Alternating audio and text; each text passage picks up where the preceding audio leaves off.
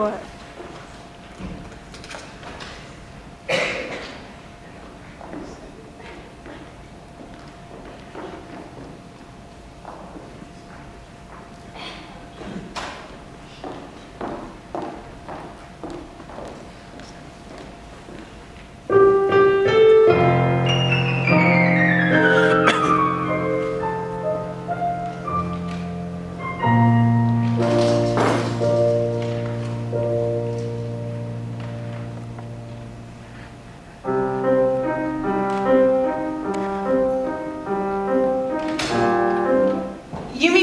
Mr. Darcy, by coming in all this state to hear me play.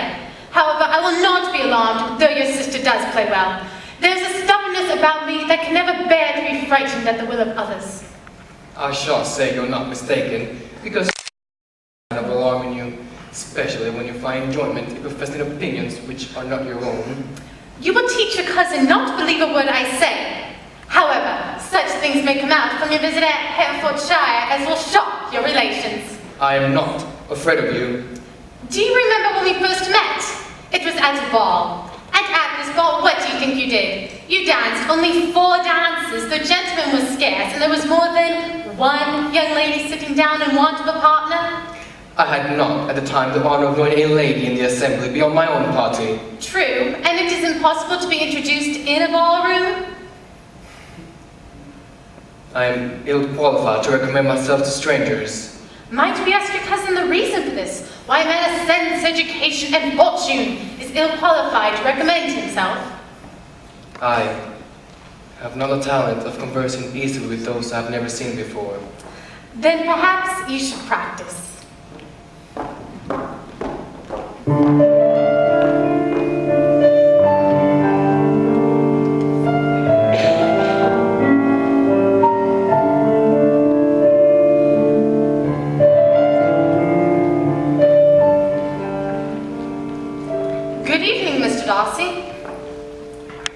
I'm sorry to intrude. I thought all the ladies were present. I'm afraid they are out at the moment. In vain I have struggled. It will not do. My feelings will not be repressed. You must allow me to tell you how utterly I admire you and I love you. I have fought against my better judgment, the expectations of my family, and the inferiority of your birth and rank. But I'm willing to put this all aside and ask for your hand in marriage. I'm sorry, I cannot accept. It is natural that obligation should be felt, and if I could feel gratitude, I would thank you. I never desired your good opinion, and you bestowed it upon me most unwillingly. I'm sorry to have caused you pain. I hope it will be of short duration.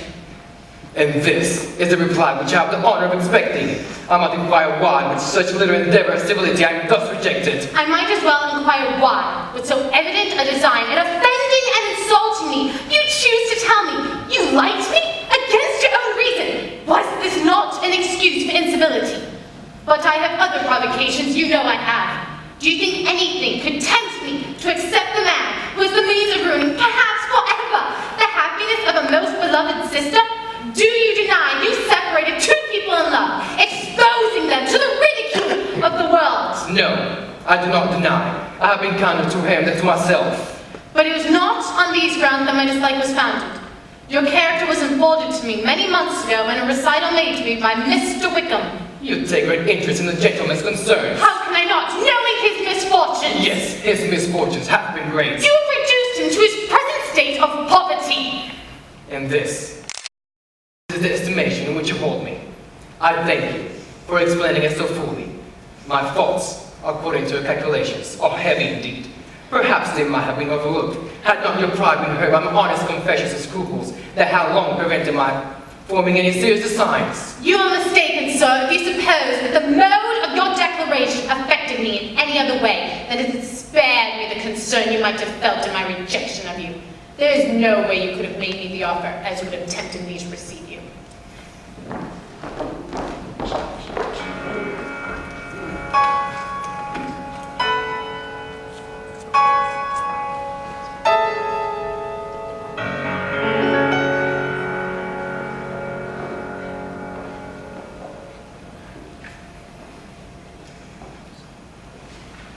Don't be alarmed, madame, on receiving this letter.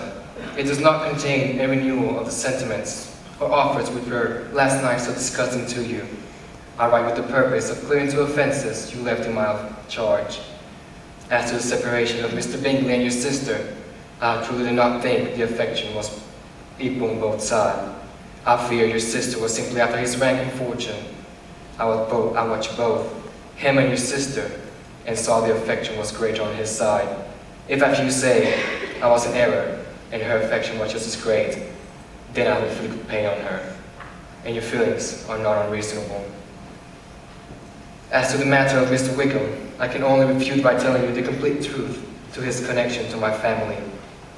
He was a favorite of my father, and upon my father knowing he wished to enter the church, was prepared to help perish upon vacancy.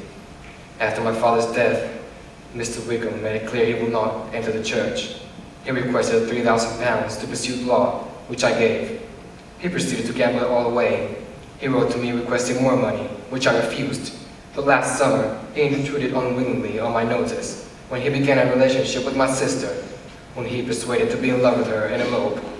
Mr. Wickham's prime objective was her £30,000. But upon hearing that he would not receive any of this money, he disappeared. My sister was heartbroken. My sister Georgiana was only 15. I hope this goes some way to mitigating my behavior in your eyes.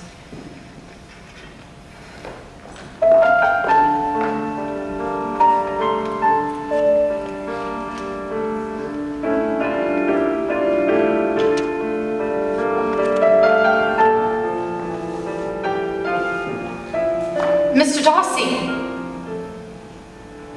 What do you do up so early? I could not sleep. Nor I. I have been up most of the night.